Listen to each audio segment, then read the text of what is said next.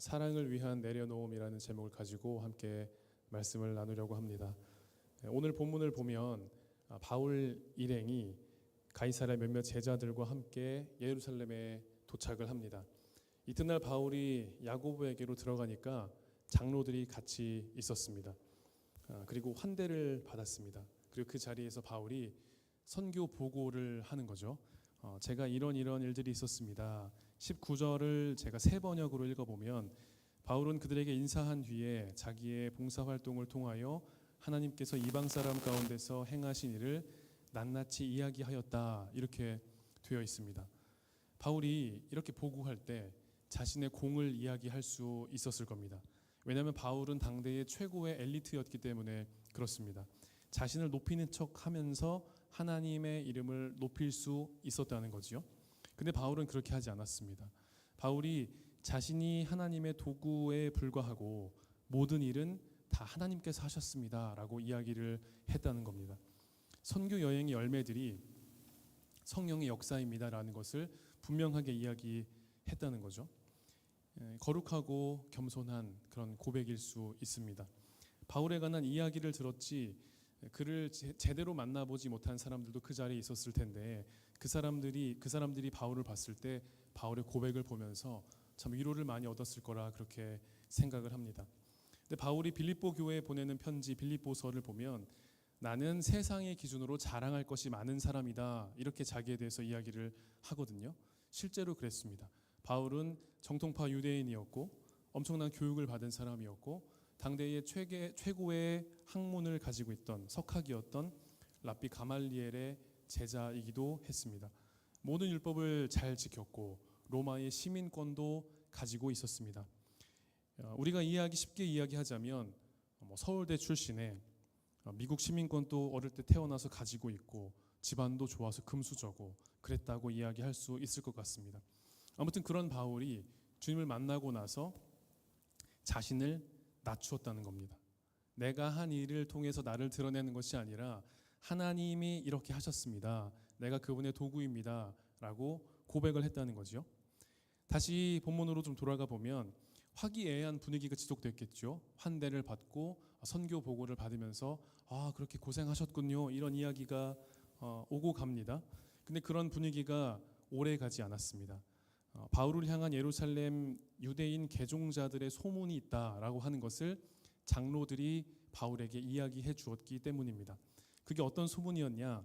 21절을 보면 네가 이방에 있는 모든 유대인을 가르치되 모세를 배반하고 아들들에게 할례를 행하지 말고 또 관습을 지키지 말라 한다함을 그들이 들었도다, 이렇게 이야기를 했다는 거예요.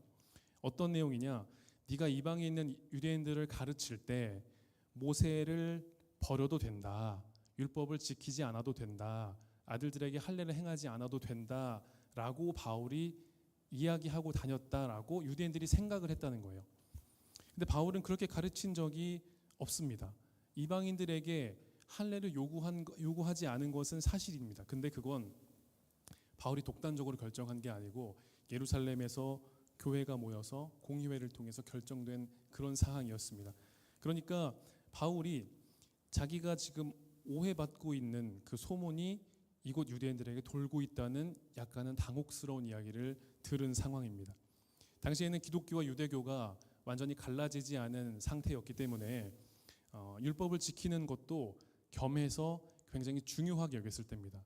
그러니까 그리스도를 나의 주로 받아들인 사람들도 유대교와 완전히 절연하지 않고 율법을 잘 지켜야지, 이것도 중요한 일이지 라고 생각을 하는 사람들이 많았다는 거예요.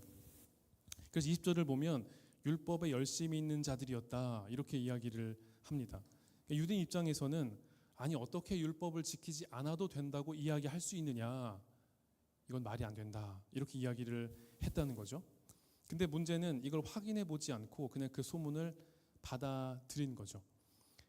그래서 그 소문이 퍼졌습니다. 야, 바울이 이제 모세가 필요 없다고 이야기했대, 그렇게 가르치고 다녔대, 할례도 필요 없다고 얘기했대, 이렇게 소문이 돈 거죠. 그래서 예루살렘 교회의 이 장로들이 바울에게 제안을 합니다. 그런 소문을 낸 사람들이 지금 많이 있는데 그 사람들이 여기 있으니까 바울 당신이 여기 온 것을 그 사람들이 지금 알고 있습니다. 그러니까 서원한 네 사람이 마침 지금 있으니까 당신이 그 사람들과 같이 결례를 행하고 그 사람들이 결례를 행할 때 필요한 돈을 지원해 주십시오. 그러면 바울 당신에게 있는 그 소문이 조금 줄어들지 않겠습니까? 라고 하는 제안을 했다는 거예요. 23절을 보면 그때 마침 서원한 네 사람이 있었다고 얘기했는데 본문은 이 사람들이 어떤 사람들인지 정확하게 말하지 않지만 앞뒤를 살펴봤을 때 나실인 서원을 한 사람들이다라고 하는 것을 알 수 있습니다. 머리를 미는 것을 이야기하고 예물을 드리는 절차로 보아서 나실인 서원을 했던 사람들이구나 알 수 있다는 거죠. 그래서 특별한 헌신을 서약한 사람들로 서원의 기간이 정해져 있고 이 서원의 기간이 끝나면 예물을 드려야 했습니다. 그래서 민수기 6장을 참고해 보면 번제로 1년 된 어린 순양 한 마리를 드려야 되고 속죄 제물로 1년 된 어린 암양 한 마리를 드려야 되고 화목 제물로 흠없는 순양 한 마리를 드려야 되고 무교병 한 광주리와 소제물과 전제물을 드리고 나서 머리를 밀어야 됐습니다. 뭐가 많죠. 돈도 좀 들었겠죠. 시간도 들었겠죠. 품도 팔아야 됐겠죠. 그리고 4명이니까 바울이 만약에 이들을 지원한다고 하면 돈도 4배가 들었을 겁니다. 27절을 보면 그 일회가 거의 참회라고 하니까 한 일주일 정도의 시간이 있었던 것 같아요. 장로들의 의견이 이거예요. 그러니까 비용도 부담하고 정결 예식에도 바울 선생님 같이 참여하십시오 라고 이야기한 거죠. 그러면 모든 사람들이 바울에 대한 이야기가 사실이 아니었구나. 바울이 이렇게 결례도 행했대. 바울이 결례를 같이 행하는 사람들에게 돈도 지원했대. 우리가 오해했구나. 이렇게 종식되지 않겠냐라고 이야기를 했다는 거예요. 근데 이건 장로들의 제안이죠. 바울이 이걸 받아들일지 말지는 바울의 선택입니다. 근데 바울이 어떻게 했냐? 바울은 원래 어떤 사람이죠, 여러분? 약간 불같은 사람입니다. 그가 젊었을 때 어땠습니까? 율법에 충실하고 열심히 있어가지고 지금으로 치면 영장을 발부받아가지고 우리 동네에 있는 그리스도인뿐만이 아니라 저 멀리 그리스도인들이 있다더라라고 하는 소식을 듣고 그들을 잡으려 갔던 사람들이에요. 옥에 가두고 죽일 때까지 열심히 그런 열정을 냈던 사람들이에요. 그러니까 약간 마음을 먹으면 좀 끝장을 봤던 그런 캐릭터였던 것 같습니다. 지금처럼 에어컨을 틀고 뭐 잘 쌩쌩 달려가지고 2시간 가고 이런 게 아니고 뭐 말이나 낙타를 타고 갔던 거죠. 그리고 그런 험한 길을 오랫동안 갈 때는 당시 사회에서는 도적대의 위험이 늘 도사리고 있었습니다. 근데 그런 위험을 감수하면서까지 그런 고생을 하면서까지 그리스도인들을 잡아야겠다 이렇게 생각했던 사람이었다는 거죠. 그리고 장로의 이러한 제안이 어떻게 보면 바울에게는 조금 자존심 상하고 약간 모멸스러울 수 있는 그런 제안이기도 했습니다. 아니 내가 명색이 사도고 수년 동안 내가 이렇게 고생을 하면서 선교를 하고 있었는데 내가 그렇다면 그냥 그렇게 받아들여야지. 사람들이 오해하고 있다고 해서 내가 이것까지 해야 돼? 라고 생각할 수 있었다는 거죠. 거절할 수도 있었고 호통을 칠 수도 있었을 겁니다. 근데 바울이 어떻게 했어요? 그 제안에 응했습니다. 근데 바울이 성격이 유해져가지고 무조건 져줘야 되는 사람이 돼서 뭔가 세월이 흘러가지고 이제는 좀 내가 착하게 살아야지. 이제는 내가 좀 물처럼 부드러운 사람이 돼야지 해서 그렇게 된 게 아니에요. 성경을 잘 보면 바울이 회심한 뒤에도 안디옥에서 베드로를 면전에 대고 막 책망합니다. 그렇게 하면 안 되는 거 아닙니까? 대놓고 그랬다는 거죠. 그리고 바나바와 심하게 다투어 갈라서기도 하고 갈라디아서를 보면 다른 복음을 전하는 자들에게 저주가 있을지어다라고 하면서 저주를 그렇게 외치기도 하는 그런 사람이었습니다. 근데 이 결례도 복음이 이 일을 한다고 해서 복음이 훼손되는 건 아니에요. 구원이 율법으로 온다고 인정하는 것도 아니에요. 본질이 걸린 문제가 아니었다는 거죠. 그래서 바울이 어떻게 해요? 여기에 응합니다. 그리고 자기의 자존심과 약간의 모멸감을 내려놓았다고 하는 거죠. 이렇게 본질에 굳게 서 있는 사람, 본질이 무엇인지 아는 사람은 본질이 아닌 것 때문에 일희일비하지 않습니다. 이것을 구분하지 못하면 우리가 뭔가 그냥 내가 어떤 하는 일이라든지 내가 이런 상황에서 뭔가 좀 내려놓고 나의 좀 고집들을 꺾고 그렇게 하는 일들이 그냥 약간은 좀 물러터지고 자기 주장이 없는 것으로 그렇게 될 수 있습니다. 26절을 한번 읽어보면 제가 한번 세 번역으로 좀 쉽게 읽어보겠습니다. 그래서 바울은 그 다음날 그 네 사람을 데리고 가서 함께 정결 예식을 한 뒤에 성전으로 들어갔다. 그리고 정결 기한이 차는 날짜와 각 사람을 위해서 예물을 바칠 날짜를 신고하였다. 이렇게 나옵니다. 장로들이 한 제안을 다 받아들였어요. 이게 왜 중요하냐?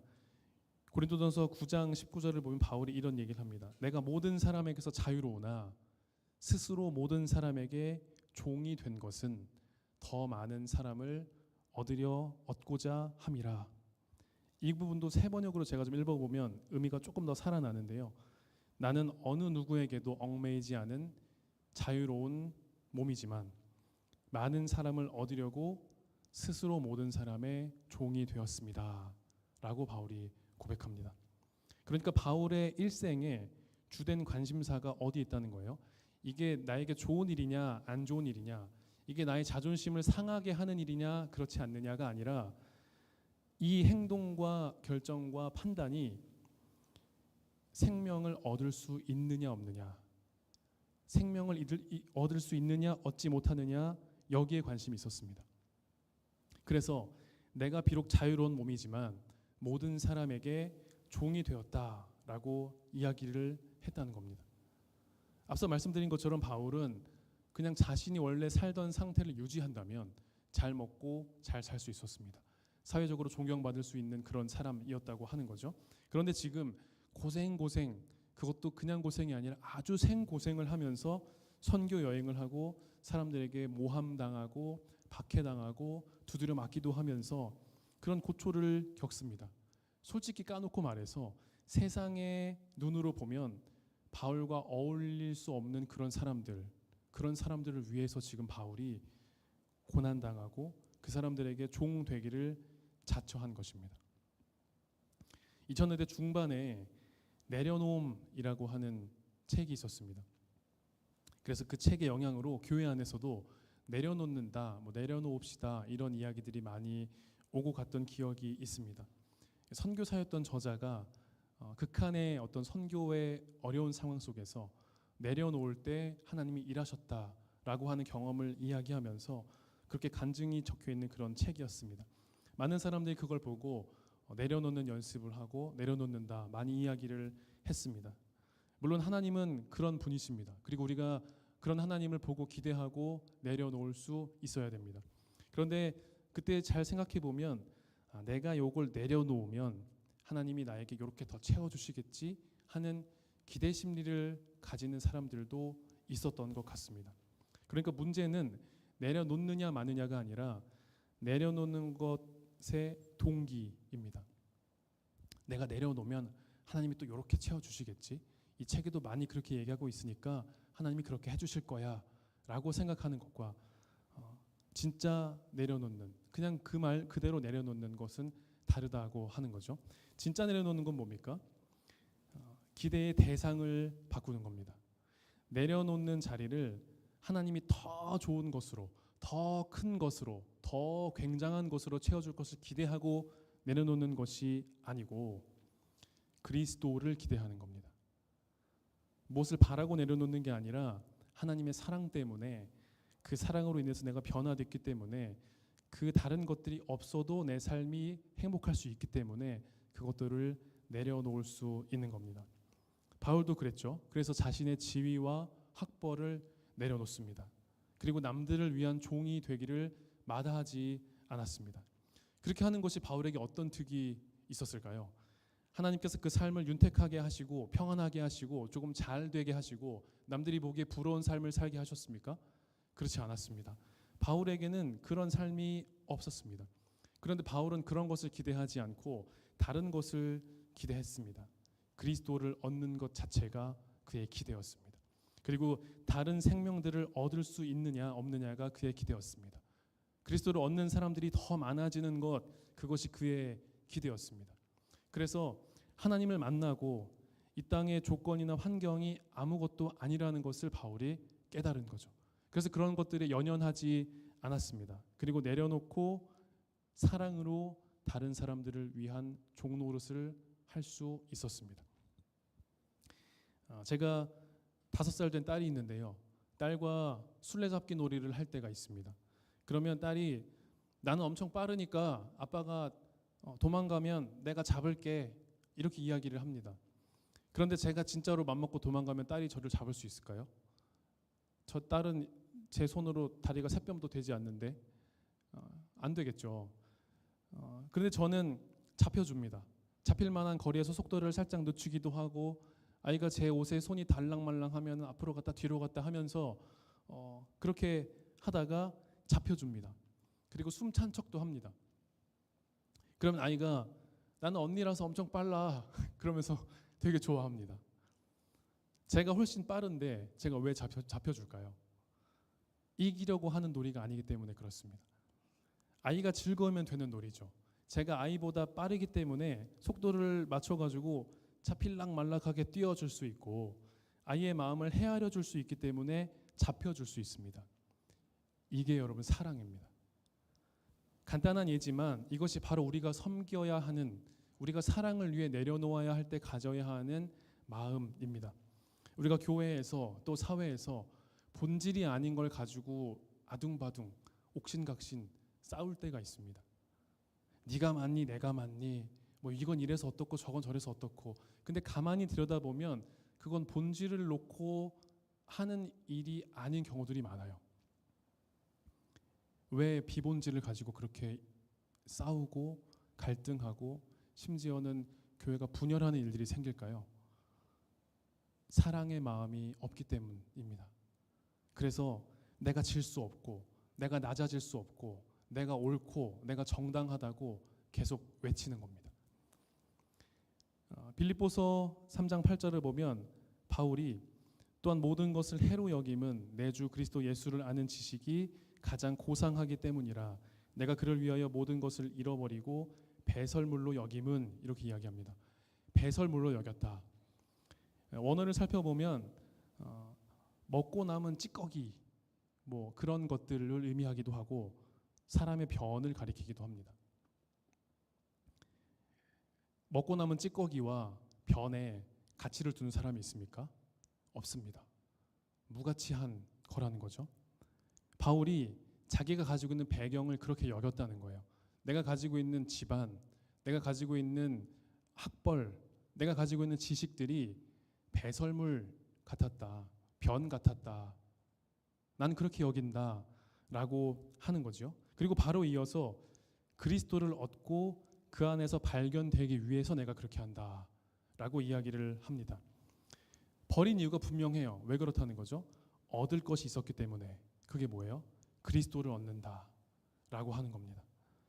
여러분 예수님을 제대로 만나기 전에 우리는 이 땅에 있는 것들이 우리 삶의 전부라고 생각하고 살아갔던 사람들입니다. 이 땅의 것을 얻기 위해서 아둥바둥 애쓰면서 살아갑니다. 그런데 예수님을 만나면 그 예수 그리스도가 이 세상의 어떤 것과도 바꿀 수 없는 절대적인 가치가 있다. 그렇게 여기게 됩니다. 우리 삶의 우선순위가 달라지게 됩니다. 그러면 그동안에 내가 절대적이었다고 생각했던 것들이 다 상대적으로 변하게 됩니다. 우선순위 앞에 있던 것들이 뒤로 가게 됩니다. 배설물처럼 여겼다는 것이 바로 이런 것입니다. 그런데 그게 잘 안 되니까 말씀을 듣고 그냥 잠깐 다짐하는 차원에 그치니까 우리는 아직도 세상에서 여러 가지 것들을 절대적인 것처럼 여기고 살아갈 때가 있습니다. 사랑하는 여러분, 우리 성도님들 그리고 특별히 청년 여러분, 우리 청년 시절에 우리의 가슴이 그리스도를 향한 마음으로 그리스도로 꽉 차서 나머지 모든 것들이 상대화되고 배설물처럼 여겨지는, 내가 모든 것들을 배설물처럼 여깁니다 라고 하는 고백이 우리에게도 있기를 소망합니다. 그것이 예수님을 만난 그리스도인의 바른 반응입니다. 그런데 여러분, 이 이야기의 결말이 좋았으면 좋겠는데 그렇지가 않습니다. 결말을 보니까 27절 이하를 보면 바울을 알아본 사람들이 무리를 충동해가지고 폭동이 일어나고 바울이 결국 체포됩니다. 그가 자신의 자존심을 굽히고 자신의 어떤 모멸감도 굽히고 감수한 이 시간과 비용이 세상의 관점으로 봤을 때 아무 의미가 없었다라고 하는 거죠. 그런데 성경은 이 선택이 실패다라고 이야기하지 않습니다. 결과가 좋아서 옳은 선택이었던 것이 아니라 사랑을 위한 선택이었기 때문에 이 선택은 옳은 선택이었습니다.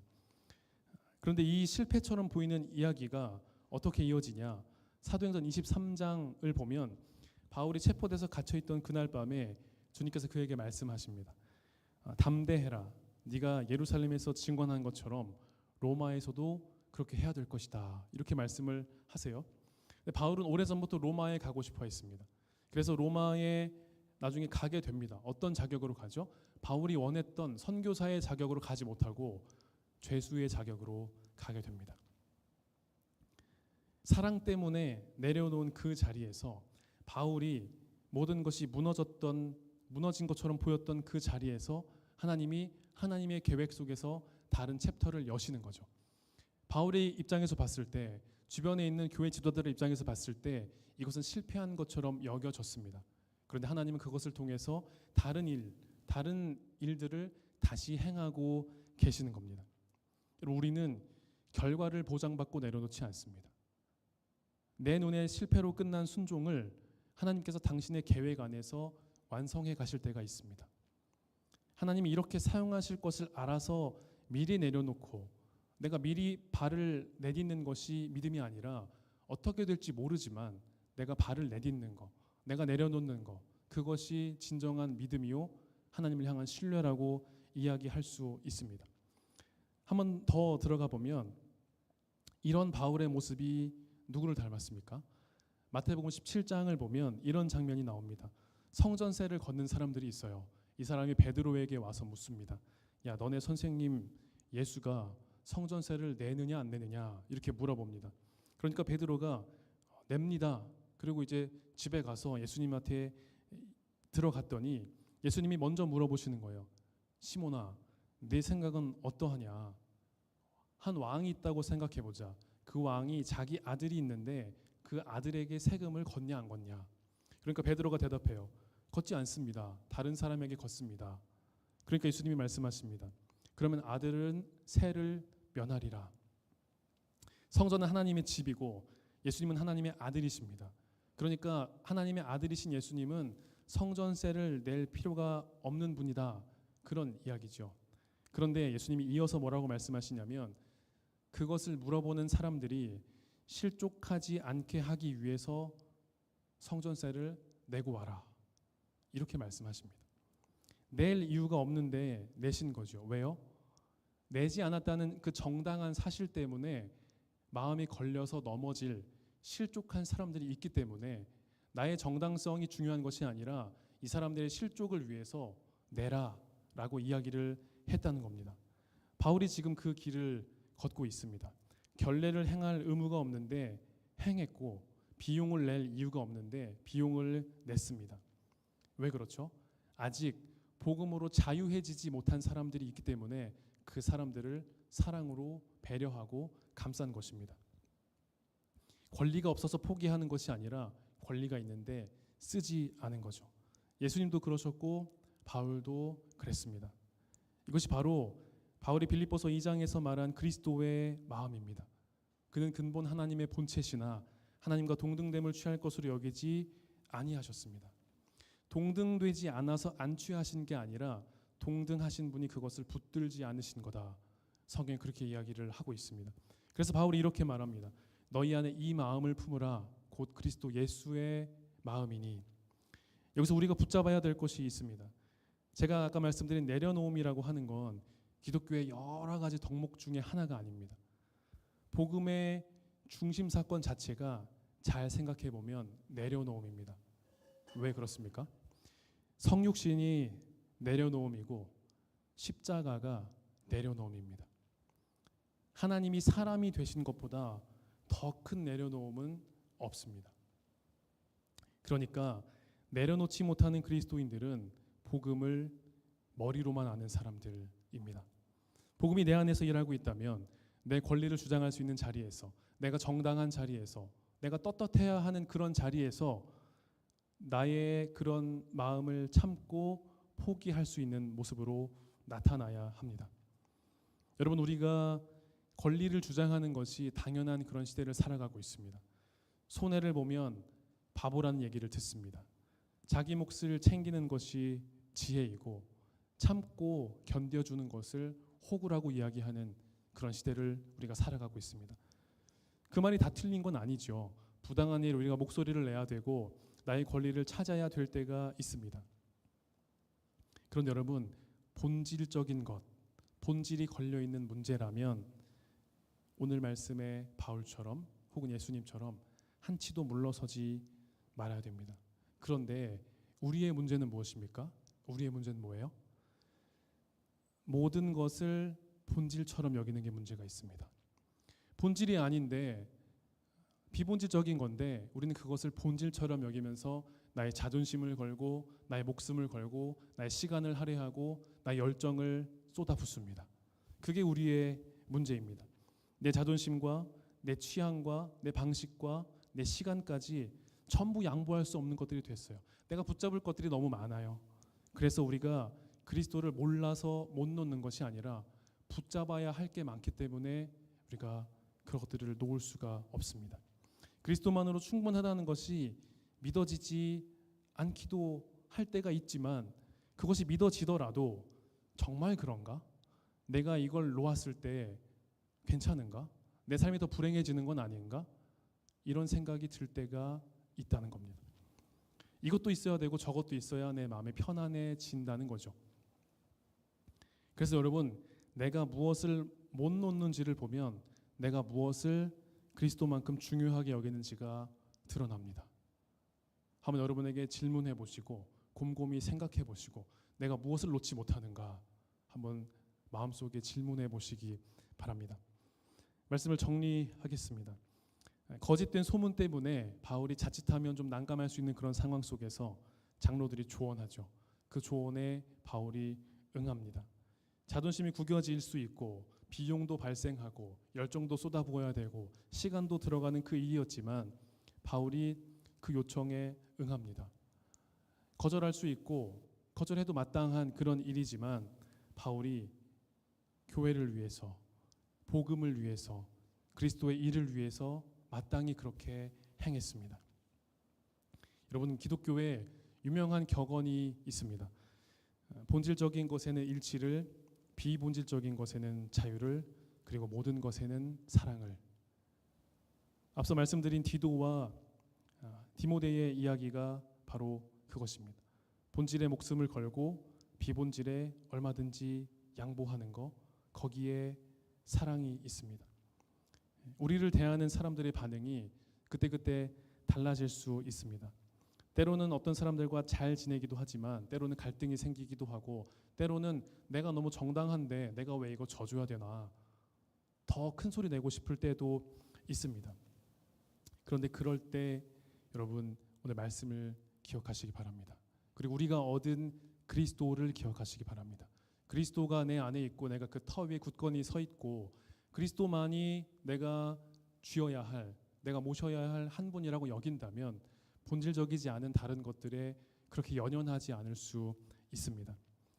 사람을 얻기 위해서, 복음을 전하기 위해서 자기를 기꺼이 낮추고 자신이 가진 것들을 내려놓았던 바울처럼 스스로를 낮추고 하나님을 높이고 사랑으로 내려놓고 겸손하게 살아갈 수 있는 우리 모두가 되었으면 좋겠습니다. 그래서 이번 한 주간 살아갈 때 여러분의 자리에서 사랑 때문에 나의 자존심을, 사랑 때문에 나의 열정을, 사랑 때문에 나의 정당함을 내려놓을 수 있는 그런 일들이 한 번이라도 있기를 소망합니다. 그 작은 내려놓음이 여러분 안에 복음이 살아 일하고 있다는 증거가 될 것입니다. 함께 기도하겠습니다. 하나님, 오늘 들은 말씀을 기억합니다. 더 가지르고 움켜쥐는 마음을 내려놓고 하나님 한 분만으로 만족하는 그 마음을 우리에게 허락하여 주옵소서. 내가 정당하고 시시비비를 가려도 내가 옳다고 할지라도 그런 것에 연연하지 아니하고 사랑으로 품고 사랑으로 나의 마음을 내려놓을 수 있는 우리 모두가 되게 하여 주옵소서. 이번 한 주간도 하나님의 선하신 손이 우리를 붙들고 인도하실 것을 믿고 기대하며 예수님의 이름으로 기도합니다. 아멘. 이 시간 함께